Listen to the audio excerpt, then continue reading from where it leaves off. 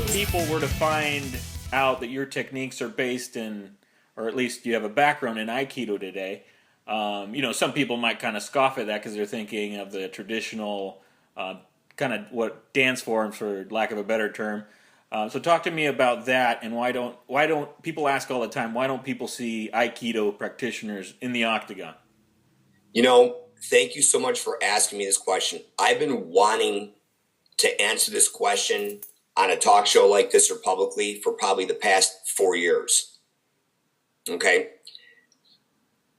MMA, UFC, that's all sport fighting. As we know, I watch it. I actually love watching UFC fights. I think it's great entertainment. Those guys are phenomenal athletes. I mean, the training that they go through to get into the shape that they're in, to fight 3 5-minute rounds, and grapple and striking and everything else. That's amazing. We do have a lot of backlash from the UFC and MMA guys about Aikido being a joke and Aikido doesn't work. And obviously, Steven Seagal did not do us any justice with that when he was doing so-called training with Anderson Silva and Yeah. whatever that karate guy is, Machida. And it's like, honestly, it's this is going to sound bad, but I wish I could have went right through the video screen and slapped Seagal right in the face when he was doing that, because that was just stupid. That was stupid. It was a publicity stunt, so people would look at him and, he wanted to take credit for Machida doing a front kick and knocking some guy out or whatever it was. Seagal wasn't the inventor of a front kick. Come on, let's get real here. It didn't work out for him. Yeah, it's just it did more harm to him than good, in my opinion. No, it did, yeah. Because then, that the UFC guys, because I watched other videos that didn't include Steven Seagal in these UFC videos with some of these guys, and they're talking smack about Seagal left and right. Dana White talks smack. Bas Rutten was talking smack about Seagal. Is Seagal a legitimate Aikido master? Absolutely he is. He's also 64 years old, 65 years old right now. He definitely does not have the same spark that he did back in the day, in the late 80s, mid to late 80s, when the guy was in his prime, as far as I'm concerned. The reason why Aikido, in my opinion, and this is pretty common sense wise, this doesn't take a lot really to understand. If you look at the rules and regulations of the UFC, there is no small joint manipulation. The grabbing. There's no wrist locks. There's no finger locks. There's none of that stuff that's allowed in the UFC. Now we have to ask ourselves why. You have tape. Your hands are taped up. You got gloves on. You can still pull off a kotegaishi. You can still pull off a yubidori, a finger grab, and actually it would be more effective because of the fact that now there's resistance having gloves on. That's not going to help you with the application. It's actually going to take the slack out of the technique and make the technique work even more effectively. Okay? In my opinion, the reason why is because these wrist lock applications will end a fight within seconds. Okay? You practice Aikido, correct? Yeah, I've done a little bit for a couple of years. Okay, so you know what Nikyo feels like. Yeah, it hurts your wrist. And how effective is it? It puts me down on my knees. I mean, that's pretty much what you do. Within seconds, right? You're right away, yeah. Yeah. So you see how these guys, and don't get me wrong, I also love Brazilian Jiu-Jitsu. I think that stuff is awesome. You see how long it takes to put somebody, like when they're doing the arm bar, when they're on the back and they're applying an arm bar, and these people are fighting it. People have gotten their elbow snapped from that. Yeah. How long does it take for somebody to tap out? Once it's applied, it's pretty quick. Well, it's quick, but it's not instant. I think they take it to the point where the pain can be handled by them, and then that's when they tap out. Yeah. Now with the Nikyo application, how fast do you tap when that's applied? That go right to my knees. Yeah. Immediately, it's applied immediately. The pain is excruciating. It's immediate application. It's immediate response. There's no small joint manipulation in UFC, and obviously for good reason, because these fights would end a lot faster once they got into a grappling situation. If you can grab fingers and you can grab into a wrist, obviously you have to train yourself to be able to protect yourself from being punched when you're going for this wrist lock application. I've watched so many fights where, it goes to a grappling situation. I'm like, oh man, if they could have used a Nikyo there or a Yubidori or a Sankyo, that could have totally changed the tables on this whole entire fight and possibly ended it. Another thing, you ever see anybody doing standing arm locks, elbow locks, joint locks? No, you don't. You don't see any arm pins.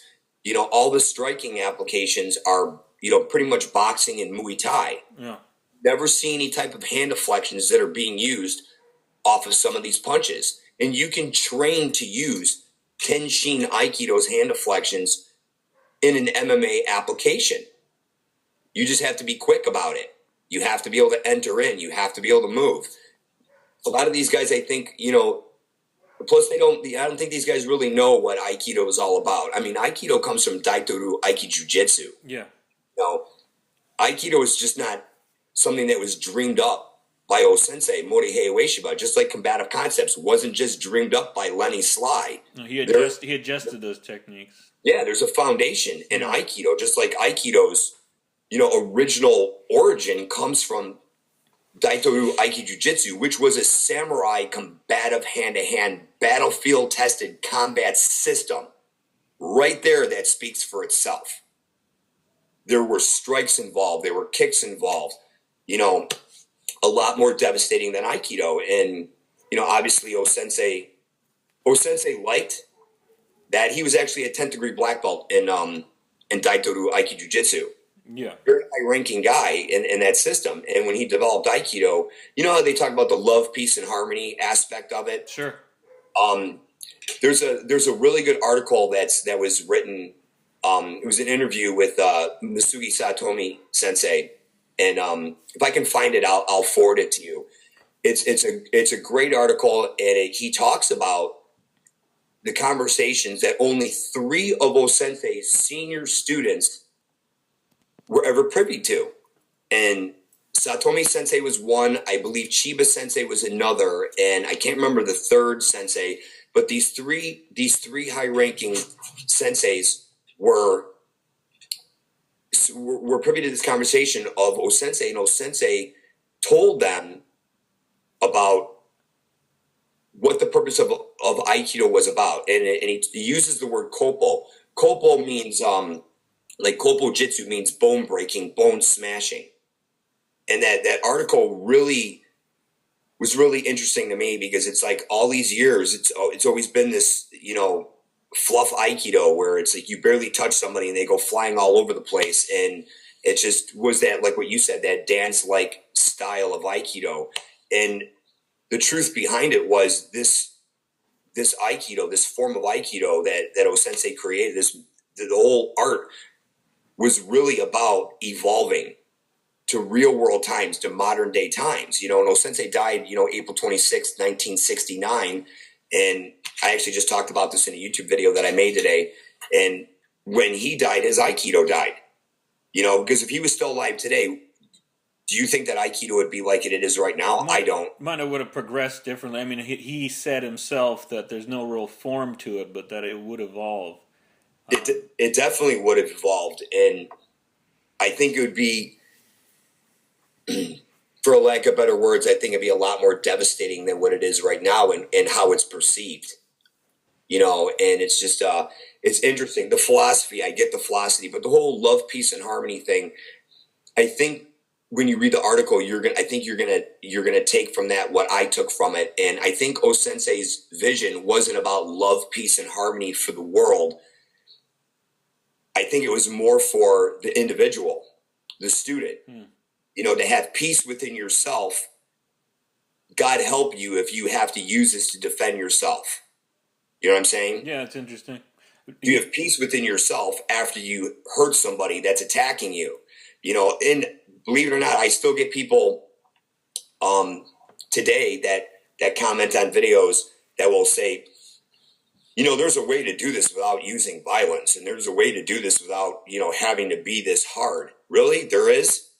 Yeah. Okay. I don't know what world you're living in, but last time I checked, it's 2017, and the world doesn't really look like a very nice place. And if somebody's attacking me and I'm with my wife and I'm with my daughter, I have a responsibility to my family, and that's to be able to take care of Listen to the full 1 hour and 12-minute interview of me with Lenny Sly. This has been a small sampling of my interview with him. You can find the full video titled A Dangerous Man on Edgar Ortega channel on YouTube. Please go there to hear the interview in its entirety. I'll provide a link in the description of this video. Please remember to subscribe. This has been the Edgar Ortega Radio Show.